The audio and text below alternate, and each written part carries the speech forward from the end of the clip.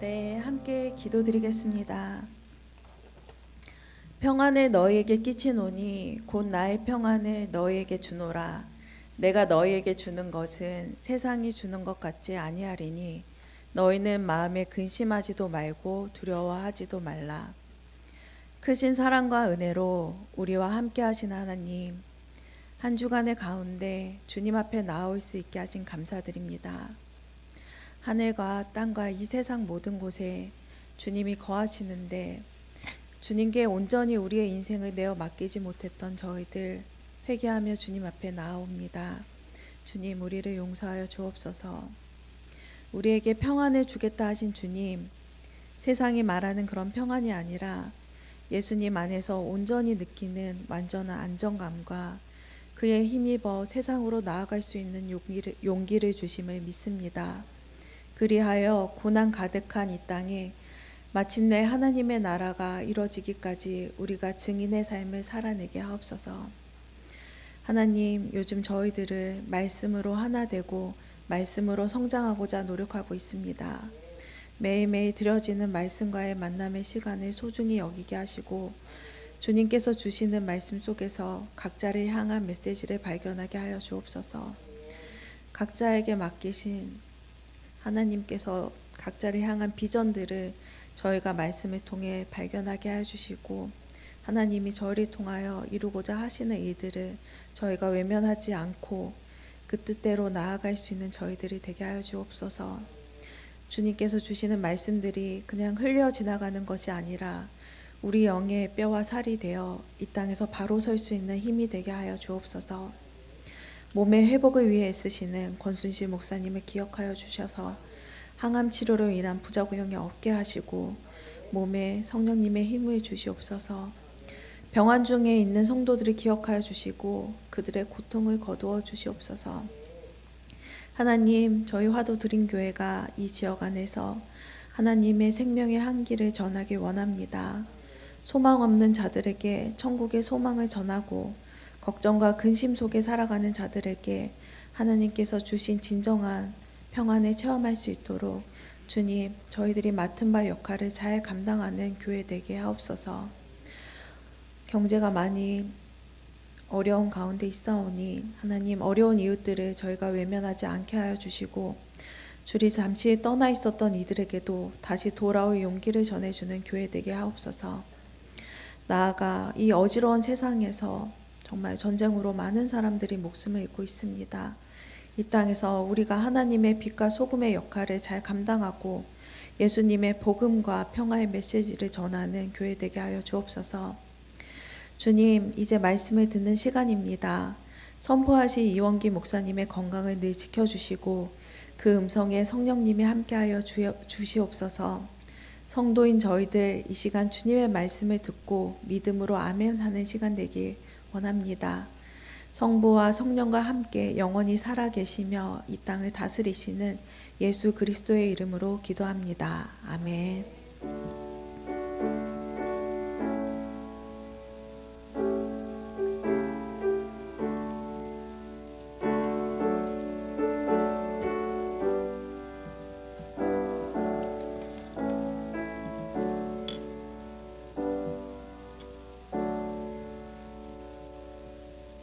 네, 오늘 말씀은 로마서 9장 6절에서 14절 말씀입니다.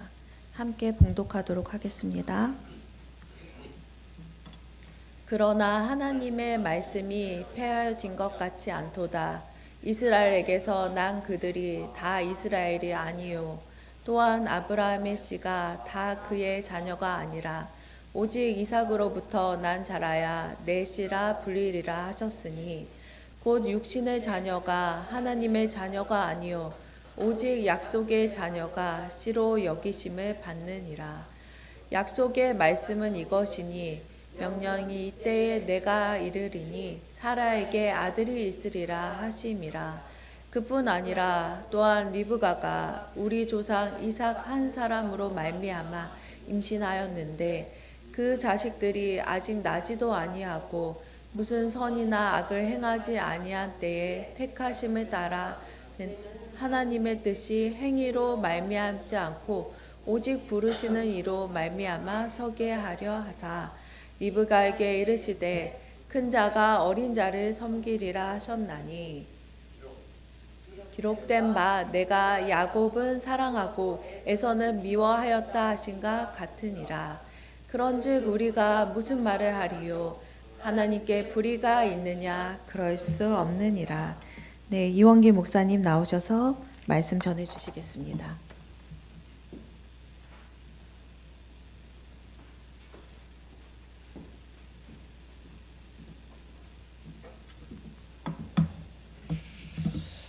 기도하겠습니다. 사랑의 아버지 하나님, 항상 지켜주시고 인도하심을 감사합니다. 오늘도 주님 주신 말씀을 통해서 귀한 은혜 받기를 원합니다. 전하는 자나 듣는 자나 한 마음 한 뜻이 되어서 주님 주신 말씀을 통해서 은혜 받을 수 있는 귀한 시간이 되게 주님이 인도하여 주시옵소서. 감사하며 예수님 이름만 들어서 기도했습니다.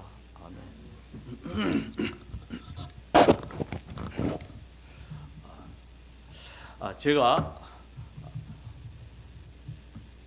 처음에 하나님의 말씀에 순종하고 은혜를 받고 나서 하나님께서 저의 잘못된 생각과 행동들을 지적하여 주시고 고쳐주게 하심으로 그리고 더 나아가서 신유의 은사까지 주심으로 하나님이 저와 함께 하신다는 믿음을 갖게 되었습니다.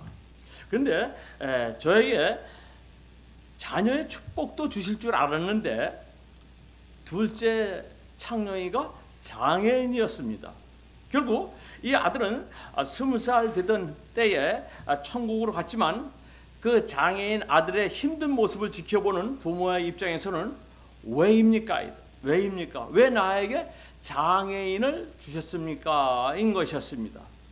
그 아들이 떠나고서도 우리의 생활에 물질의 부유함, 축복은 고사하고 풍족한 생활을 하여 본 적이 한 번도 없었습니다. 아주 힘든 생활 가운데서 하나님이 저에게 처음 주신 말씀, 너에게 은혜가 충만하리라는 이 말씀에 지금 내 생활이 은혜가 충만한 생활인가라는 의문을 갖고 혼란스러웠습니다. 오늘 본문에서도요, 이스라엘 백성은 하나님의 택하신 거룩한 민족입니다. 그리고 그들은 양자됨과 영광과 언약들과 율법과 약속, 그리고 아브라함과 다윗이라는 믿음의 조상들이 있는 특권을 누렸습니다. 무엇보다도 그들에게 메시아이신 그리스도가 태어나신 것은 그들이 받은 약속의 성취이기도 한 것이죠. 그런데 그러한 영적인 특권을 가진 이스라엘 백성들이 예수 그리스도를 배척하면서 사도 바울의 복음을 받아들이지 않고 오히려 사도 바울을 핍박하고 박해함으로써 바울은 마음에 큰 번민을 하였습니다. 하나님이 이스라엘 백성에게 약속을 주셨는데 이스라엘 백성들은 이 하나님 주신 메시아를 거절하고 있음으로 인해서 하나님 주신 약속이 실패한 것이 아닌가라는 생각을 갖게 되는 것이죠. 하나님의 약속이 이스라엘 백성들에게 신실하지 않다 하면은 우리 그리스도인들에게도 신실하지 않은 것이 아닌가라는 생각을 하게 됩니다. 이런 질문 속에서 이런 생각들이 찾아오게 되는 것이죠. 심지어 어떤 사람들은 이스라엘 백성을 하나님의 백성으로 삼으셨다는 하나님의 말씀이 폐하여진 것이 아닌 것이냐는 질문을 하게 되는 것이죠. 이에 대해서 바울은 답변합니다. 6절입니다. 그러나 하나님의 말씀이 폐하여진 것 같지 않도다. 이스라엘에게서 난 그들이 다 이스라엘이 아니요. 사도 바울은 하나님의 약속은 이루어지지 않은 것이 폐하여진 것이 아니라고 얘기합니다. 그리고 이스라엘에게서 태어난 사람이라 해서 다 이스라엘인이 아니라고 이 차별화를 두고 있습니다. 7절 8절입니다. 또한 아브라함의 씨가 다 그의 자녀가 아니라 오직 이삭으로부터 난 자라야 내 씨라 불리리라 하셨으니 곧 육신의 자녀가 하나님의 자녀가 아니요 오직 약속의 자녀가 씨로 여기심을 받으니라. 즉 아브라함으로부터 난 자녀라도 진정한 자녀는 이삭으로부터 난 자라야지 진정한 자녀라고 하는 것이죠. 그러니까 아브라함의 큰아들 이스마엘과 둘째 이삭과 차별화를 두고 있습니다. 뿐만 아니라 야곱도 그러합니다. 로마서 9장 10절입니다. 그뿐 아니라 또한 리브가가 우리 조상 이삭 한 사람으로 말미암아 임신하였는데, 리브가는 야곱과 에서를 임신하였습니다. 이들은 이스마엘과 이삭처럼 어머니가 아니라 한 부모의 자녀인 것이죠. 창세기 25장 23절입니다. 여호와께서 그들에게 이르시되 두 국민이 네 태중에 있구나. 두 민족이 네 복중에서부터 나누리라. 이 족속이 저 족속보다 강하겠고 큰 자가 어린 자를 섬기리라 하셨다. 하나님께서는요, 에서와 야곱이 태어나지도 않았는데 한 민족이 다른 민족보다 강하겠다, 즉 형의 동생을 섬길 것이라고 하면서 야곱에게 손을 들어줬습니다. 11절 12절입니다. 자식들이 아직 나지도 아니하고 무슨 선이나 악을 행하지 아니할 때에 택하심을 따라되는 하나님의 뜻이 행위로 말미암지 않고 오직 부르시는 이로 말미암아 서게 하려 하사 리브가에게 이르시되 큰 자가 어린 자를 섬기리라 하셨나니. 그래서 보면 하나님은 선택하셨습니다. 큰 자가 어린 자를 섬길 것이라고 선택하셨습니다. 이것이 하나님의 선택하심은 그들의 행위에 근거한 것이 아니죠. 오직 하나님 부르시는 하나님께 달려 있음을 말하고 있습니다. 리브가에게 큰 자가 어린 자를, 즉 형의 동생을 섬기실 것이라고 말씀하신 것은 야곱과 에서가 태어나기 전에 하신 말씀인 것이죠. 태어나기 전에 하나님은 먼저 누구를? 야곱을 선택한 것입니다. 13절입니다. 기록된 바 내가 야곱은 사랑하고 에서는 미워했다 하신가 같으니라. 하나님은 그들이 태어나기도 전에 야곱을 사랑하고 에서를 미워했다고 하고 있습니다. 야곱을 사랑하고 에서를 미워하였다 하면은 우리가 생각할 때 편애하시는 하나님 아닌가라는 생각을 가질 수가 있습니다. 하나님이 누구를 미워하고 누구를 사랑하는가? 하나님은 편애하시는 분인가? 왜 하나님은 불공평하게 사람을 다루시는가? 하나님의 선택은 도대체 어디에 있는가라는 의문을 갖게 하고 있습니다. 리브가의 뱃속에서 야곱이 에서보다 더 나은 선택을 받을 조건이 있었느냐? 그것은 아니었죠. 그런데 왜 하나님은 야곱을 선택하였는가라는 의문을 갖게 되는 것이죠. 그런데 하나님은 야곱을 선택한 것에 대해서 어떠한 설명도 없이 그저 야곱을 사랑하고 에서를 미워하였다고만 이야기하고 있습니다. 사랑이 하나님이시라면 모두 다 선택되어야 되는 것이 아닌가라는 의문을 가질 수가 있는 것이죠. 이런 의문에 대해서 충분히 이해할 만한 근거를 찾을 수 없기에 하나님은 그럼 불공평하신 하나님이 아닌가라는 질문을 갖게 되는 것이죠. 표준세번역 14절입니다. 그러면 우리가 무엇이라 말을 해야 하겠습니까? 하나님이 불공평하신 분이라는 말입니까? 그럴 수 없습니다. 하나님이 불공정하신 분이라, 공정하신 분이 아닙니까? 라는 이야기를 할 때에 그렇지 않다고 얘기하는 것이죠. 이스마엘과 이삭에게는 어머니가 달라서 그렇다 하지만 야곱과 에서는 한 어머니인데도 불구하고 태중에 야곱은 사랑하고 에서는 미워하였던 내용 자체로만 보면요, 하나님께서는 불공정하고 불공평한 분이라는 의문을 분명히 가질 수가 있는 것이죠. 그러나 사도 바울은 불공평한 하나님이 아니라 말하면서 하나님은 긍휼하신 분이라고 이야기하고 있습니다. 로마서 9장 15절입니다. 모세에게 이르시되 내가 긍휼을 여길 자를 긍휼히 여기고 불쌍히 여길 자를 불쌍히 여기리라 하셨으니, 하나님의 선택은 불공평하지 않다는 것을 설명하기 위해서 하나님께서 모세에게 하신 말씀을 지금 사도 바울이 증거하고 있습니다. 모세가 십계명 말씀을 받기 위해서 시내산에 올라갔습니다. 그런데 산 아래에 있는 백성들은 아무리 모세를 기다려도 내려오지 않기 때문에 백성들이 아론에게 말을 합니다. 출애굽기 32장 1절서부터 6절까지입니다. 백성이 모세가 산에서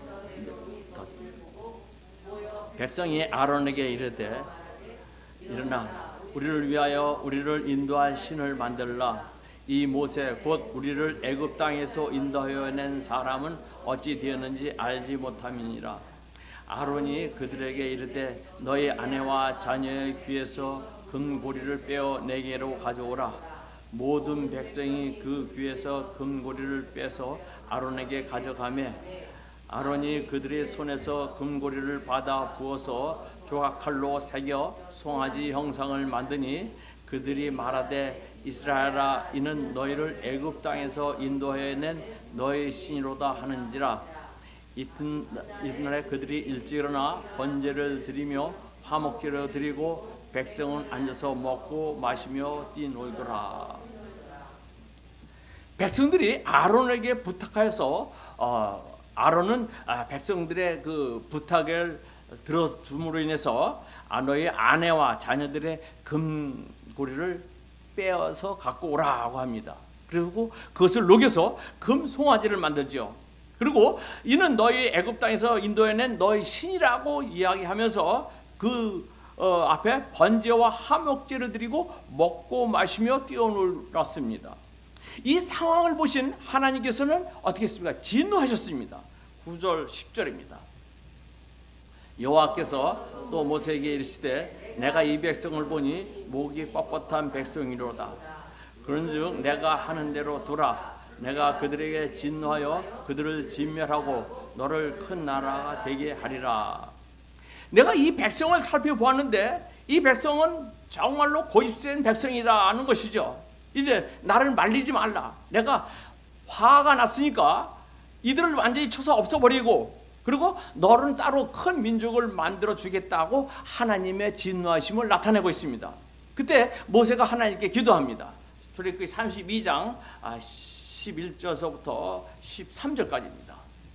모세가 그의 하나님 여호와께 구하여 이르되 여호와여 어찌하여 그 큰 권능과 강한 손으로 애굽 땅에서 인도해 내신 주의 백성에게 진노하시나이까.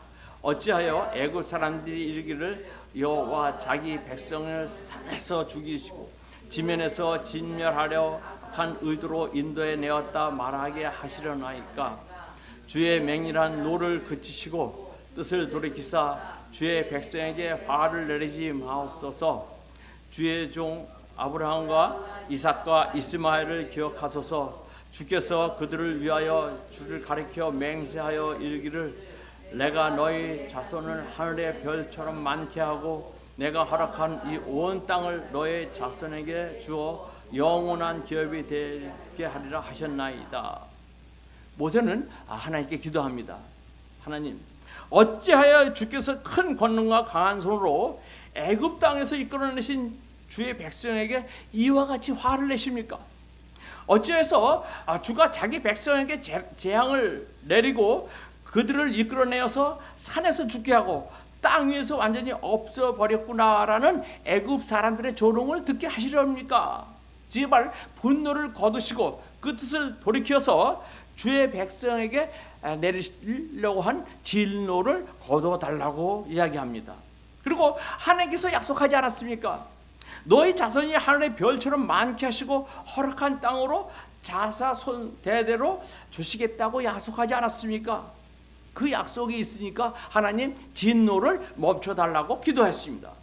이 기도를 들은 하나님은 어떻게 그의 마음을 돌이켰습니다. 14절입니다. 여호와께서 뜻을 돌이키사 말씀하신 화를 그 백성에게 내리지 아니하시리라. 모세의 기도에 응답하신 것입니다. 백성에게 재앙을 내려던 마음을 하나님은 접으셨죠. 그 후에 하나님은 모세에게 은총을 베풀어서 내가 요청한 모든 것을 내가 다 들어준다고 하였을 때 모세가 간청을 합니다. 출애굽기 33장 18절입니다. 모세가 이르되 원하건대 주의 영광을 내게 보이셔서. 주의 영광을 보여달라고 모세가 하나님께 간청을 하죠. 19절입니다.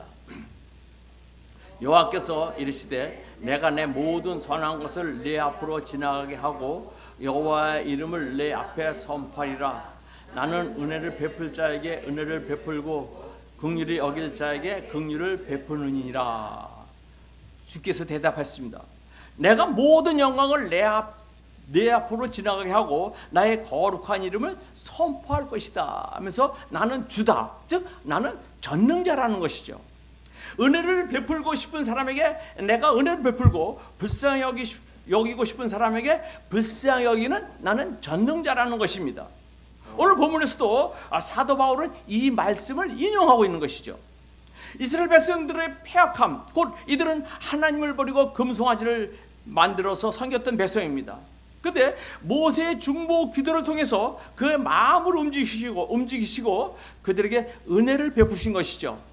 다 진멸받은 백성들이 살 수 있었던 것은요, 철저하게 하나님의 은혜였던 것이죠. 그들의 행위로는 죽어야지 마땅하였을 것입니다. 그럼에도 하나님께서는 그들에게 은혜를 베푸셨던 것을 볼 수 있는 것이죠. 16절입니다. 그런즉 원하는 자로 말미암도 아니요 다른 하는 자로 말미암도 아니요 오직 긍휼히 여기시는 하나님으로 말미암으니라. 모든 일에 내가 원한다고 열심을 낸다고 되는 것도 아니고 내가 열심을 내서 노력한다고 되는 것이 아니라 오직 긍휼히 여기시는 하나님의 뜻에 달려있다는 것입니다. 날기새 날마다 기막힌 새벽의 저자인 김동호 목사님이 있습니다. 이분은 40대에 동안교회 담임 목회하면서 청년 부흥과 교회 개혁을 외쳤던 사람입니다. 그리고 50대에 들어서는 높은 뜻 숭교회를 시작함으로써 건물을 갖지 않고, 즉 학교 강단을 빌려갖고 목회를 하셨던 분입니다. 나중에는 교회가 커지니까 교회를 분리하셔갖고 나름대로 교회 개혁과 부흥에 큰 기여를 하였다고 자부심을 갖고 있었던 분인데, 이분이 폐암 진단을 받았습니다. 폐암이라는 진단을 받고 나서 하나님께 기도했습니다. 하나님, 왜 나입니까? 하고 기도했다고 합니다. 근데 이 말 뜻에는 뭐가 있습니까? 내가 지금까지 청년 부흥과 교회 부흥을 위해서 내 욕심을 버리고 교회 개혁에 얼마나 많은 일을 하였습니까? 투명한 재정 운영과 파격적인 교회 분립을 통해서 나름대로 하나님 앞에 큰일을 하고 있다고 할 자부심을 갖고 있는데 왜 하필 나에게 이런 암이라는 것을 주셨습니까? 라고 그 속뜻은 갖고 있었던 것이죠. 그때 하나님의 응답은 무엇입니까? 내가 뭔데? 내가 뭔데라는 응답을 주셨습니다. 왜 너는 안 되는데? 즉 자기는 특별한 사람이라고 생각하였는데 하나님 앞에서는요 똑같았던 것입니다. 16절 한번 다시 한번 보시겠습니다. 그런즉 원하는 자로 말미암도 아니요 다름질하는 자 말미암도 아니요 오직 긍휼히 여기시는 하나님으로 말미암이라. 하나님의 선택받고 안 받는 것은 인간의 의지나 노력에 달려있는 것이 아니라는 것이죠. 오직 하나님의 긍휼하심에 달려있다는 것을 이야기하고 있는 것입니다. 하나님께서 원하는 자에게 긍휼을 베푸시고 하나님께서 원하는 자에게 자비를 베풀어 주신다는 말씀, 이 말씀 언뜻 보면 불공평하고 불공정한 것처럼 보입니다. 그러나 모두가 죄인이고 멸망할 수밖에 없는 자들이기 때문에 이 중에 일부를 하나님의 뜻에, 기쁜 뜻에 따라서 선택하고 구원해 주신 것, 이것은 구원받은 사람들에게는 은혜와 긍휼인 것이죠. 절대 이것이 불공평과 불공정이 아닌 것이죠. 우리나라가 1950년도 6.25 전쟁이 일어나서 온 나라가 비폐하여졌을 때 수많은 고아들이 생겼습니다. 부모를 잃은 아이들이 집을 잃은 아이들, 이렇게 모여있는 고아원에 한 부부가 찾아가서 고아들 중에 한 아이를 입양하였다고 했을 때 선택된 아이가, 저렇게 많은 아이들을 남겨 있는데 왜 나만 선택해서 입양하고 있습니까? 하고 이 부모에게 불공평하고 불공정하다고 항의할 수 있겠습니까? 그건 아니죠. 입양된 아이에게는 그저 은혜요, 자비일 뿐입니다. 그저 감사할 뿐이죠. 로마서 3장 3절입니다. 모든 사람이 죄를 범하였음에 하나님의 영광에 이르지 못하더니 모든 사람은 죽을 운명에 있습니다. 그들 가운데서 나를 선택하여 주셔서 자신의 자녀로 자신의 백성으로 삼아 주셨다 하실 때에 선택받은 사람은 왜 나만 선택받았느냐라고 항의하는 것이 아니죠. 왜 저 사람은 선택하지 않고 나만 선택하였습니까? 이런 말을 할 수가 없는 것이죠. 오직 내가 하나님부터 선택받았다 하면 오직 은혜요 감사만 나올 뿐입니다. 이런 측면에서 본다면 우리 삶에서 일어나는 모든 일들이 그저 은혜요 감사일 뿐인 것이죠. 제가 저희 아들은 그 근육 무기력증이라는 이 장애로 태어났었는데, 제가 알고 있었던 권사님도 교회 열심히 충성을 했는데 그 아들도 근육 무기력증의 어떤 장애아로 장애아로 판정을 받았을 때 이 권사님은 왜 나입니까? 내가 얼마나 많이 헌금도 하고 교회 충성하고 참석하는데 왜 나입니까? 라면서 결국 신앙을 버리고 교회를 떠났다는 이야기를 들었습니다. 이와 같이 우리는 왜 하나님 앞에 나입니까가 아니라 하나님이 나를 선택해 주셨고 그것에 감사만 해야 될 것을 우리는 알아야 될 것입니다. 저 자신도 서두에서 말씀드렸듯이 지금 생활의 은혜에 충만한 것인가라는 의문을 갖고 있었다고 이야기했는데, 저와 동기들, 저와 같은 나이의 목회자들은 지금 은퇴 준비를 하면서 앞으로의 생활을 걱정하는 모습을 보았을 때 하나님은 나에게 은퇴하지 않는, 은퇴 걱정 없는 곳으로 인도하여 주셨고 또한 물질적인 부담에서 벗어나게 해 주셨으니까 공평하신 하나님이시구나를 깨우침을 받았습니다.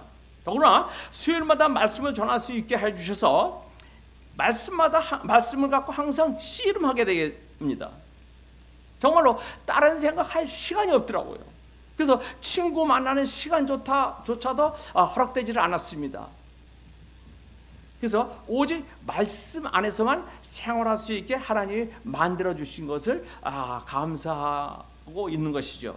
그리고 둘째 아이 창룡이는 장애로 인해서 왜 하나님 장애아를 나에게 주셨습니까? 라고 했지만 그 장애아로 인해서 제가 제주도에서 목회를 계속할 수가 있었던 것입니다. 걔가 장애가 아니었다면 저는 목회를 안 하고 다른 길로 갔을 것입니다. 그런데 장애를 돌보면서 할 수 있는 것은 목회뿐이었기 때문에 또 서로 기도하면서 의지하고 하는 그런 마음들이 있었기 때문에 하나님께서 나로 하여금 창녀를 장애아로 주셨구나라는 것을 깨우쳐 주셨습니다. 그래서 창녀가 하늘나라로 가고 1년 있다가 결국은 하나님이 육지로 가라 해서 이곳에 올라온 것입니다. 그리고 우리의 최종 목적지는 천국입니다. 먼저 창녀는 천국에 갔기 때문에 언제 그곳에 가면은 만날 수 있다는 희망을 또한 갖게 된 것이죠. 이러기에 우리 당장 앞에 눈에 보이는 근시안적인 이런 현상만 갖고서 하나님의 뜻을 판단하지 말아야지 될 것입니다. 우리가 감히 하나님을 향해서 하나님 왜 이렇습니까? 하나님 살아계시다면 어떻게 이럴 수 있습니까? 라는 말을 하여서는 아니 되는 것이죠. 하나님의 택하심은 하나님의 절대적인 주권입니다. 하나님의 선하신 뜻과 긍휼 가운데서 이루어졌기 때문에, 그렇기 때문에 하나님께서는 모든 인간에게 똑같이 은혜를 베푸셔야 하는 의무가 있는 것도 아닌 것이죠. 사람의 눈으로 보자면 하나님께서 누구를 선택하고 누구를 내버려 뒀다, 이것이 불공평하게 보이지만 하나님의 선하신 뜻과 긍휼 가운데서 선택하시며 그 은혜를 베푸시기에 우리들은 하나님을 향해서 아무 말도 할 수 있는 것이 없습니다. 여러분이나 저나 모두 하나님의 은혜를 받을 만한 자격이나 가치가 있어서 이곳에 앉아 있는 것이 아니죠. 그러나 하나님은 저희나 여러분에게 은혜를 베푸셔서 그 덕에 오늘 이 자리에 또 예수 믿고 이 자리에 나와서 예배를 드리고 있는 것입니다. 그래서 그 부르심에 감사하며 내 뜻과 내 의지를 내려놓고 하나님을 향하신 아멘으로 따르는 여러분과 저가 되기를 주님의 이름으로 축원을 드립니다. 기도하겠습니다. 우리들은 하나님의 은혜를 받을 만한 자격이나 가치가 전혀 없는 무자격자이지만 무가치한 자임에도 불구하고 하나님은 먼저 우리에게 은혜를 베푸시고 택하셔 부르셨음을 감사합니다. 우리들의 신앙이 근시안적인 신앙이 아니라 하나님의 뜻과 하나님의 긍휼을 바라보는 믿음으로 성장시켜 주셨기만을 예수님 이름으로 기도했습니다. 아멘.